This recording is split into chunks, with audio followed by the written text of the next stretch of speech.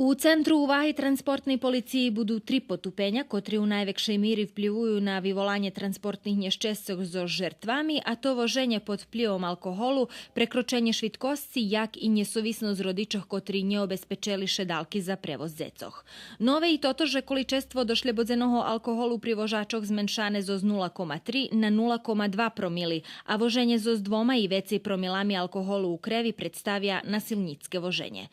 Kari za voženje pod vplyvom alkoholu po novim pravilniku rušaju še od 6000 dinari fiksno i 20 do 60 dní areštu, lebo 240 do 360 hodzini roboti od javnog značenja za nasilnícke voženje. S novim zakonom da jedni kari zvekšani až za 100%, a to rozvárka na mobilný telefon počas voženja. Okremni výmenky precerpela čas zakona kolo nasilníckoho voženja, takže šetrima, že nasilník u voženju tot, kotri voži veciak 90 km na hodzinu u naseljeni mese, odnosno veciak 100 km na hodzinu zvonka naseljenoho mesta.